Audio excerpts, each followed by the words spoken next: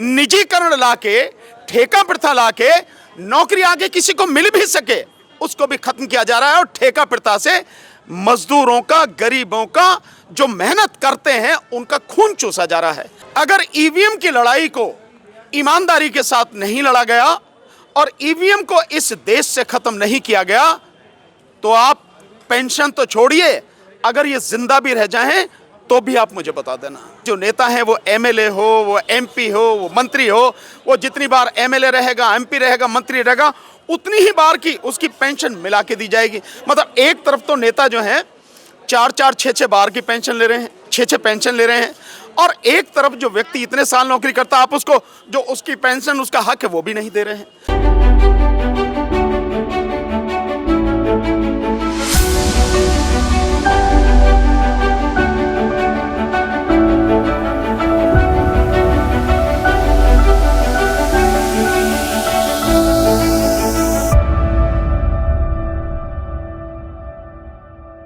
लखनऊ में है, ओपीएस का मामला है, ईवीएम का मामला है, बताइए सर। नहीं, देखिए, ओपीएस की लड़ाई और ईवीएम की लड़ाई दोनों ही बहुत महत्वपूर्ण है। ओपीएस का जो मामला है एक बहुत सीधी सी बात है। जिस समय सरकारी सेवाओं में लोगों को रखने की बात हुई ब्रिटिश पीरियड के दौरान, और व्यक्ति 30-35 साल सरकार में सेवा करेगा, उसके बाद कहाँ जाएगा, तो उसकी जीवन की क्या सिक्योरिटी है। उसके लिए ये व्यवस्था की गई कि उसको आजीवन, जब तक वो रहेगा, जिएगा, उसको उसके परिवार की पेंशन दी जाएगी, ताकि जिस तरह से वो जिया है नौकरी करते हुए उसी तरह से उसका जीवन आगे चलता रहे। ये बहुत एक अच्छी व्यवस्था थी और ये लगातार व्यवस्था 2004 तक जारी रही। 2004 में बीजेपी की जो सरकार थी अटल बिहारी वाजपेयी की, उन्होंने इस सिस्टम को खत्म कर दिया। अब एक सवाल ये आता है कि जो इंसान 35 साल जीवन, आपकी 30-35 साल नौकरी दे रहा है, उसको ये व्यवस्था दे रही, तो आपको दिक्कत क्या हो रही है? क्या सरकार के पास पैसे की कमी है? नहीं। किसी संसाधन की कमी है? नहीं।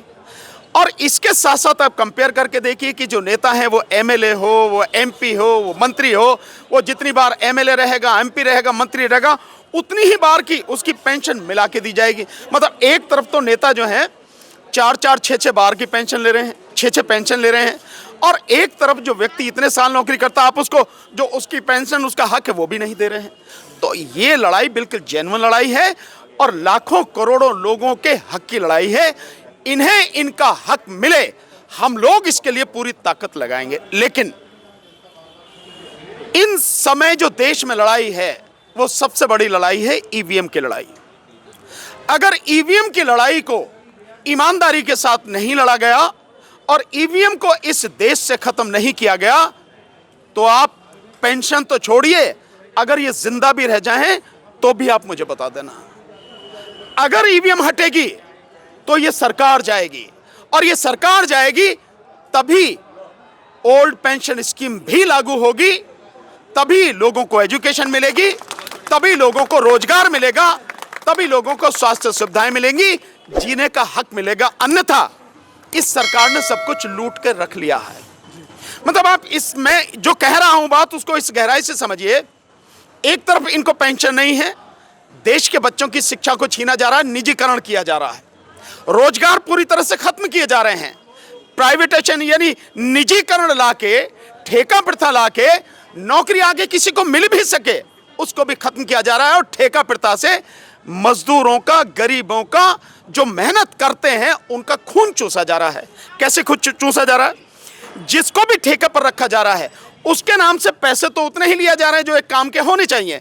जैसे मैं आपको बताऊं, जो आप समझिए कि चौकीदार में या किसी में सुरक्षा में लगे हैं, सिक्योरिटी में लगे हैं, उनके नाम से लगभग 50 से 60 हजार रुपये वो सारे पैसे लिए जाते हैं।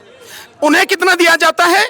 मात्र 20,000, यानी 40% उसको दिया जाता है जिसका हक है पूरा और जो काम करता है, और ये 60% जो है 30 से 40 हजार रुपये वो लोग लूट लेते हैं, जिनमें कौन है? एक तो ठेकेदार है, एक सरकारी कर्मचारी और सरकारी अधिकारी हैं, और तीसरे हैं नेता। यानी वो कुछ नहीं करते, सिर्फ ठेकेदार को बीच में लाके 60% इनका हक छीन लेते हैं, काम ये कर रहे हैं। इसलिए ठेका प्रथा, निजीकरण जो है इसको खत्म करना पड़ेगा, लोगों को नौकरी देनी पड़ेगी और ओल्ड पेंशन स्कीम सरकार को लागू करनी पड़ेगी। लेकिन ये होगा तभी जब पहले ईवीएम हटेगी और ईवीएम का हटते ही ये सरकार हटेगी, देन लोगों को उनका हक मिलेगा।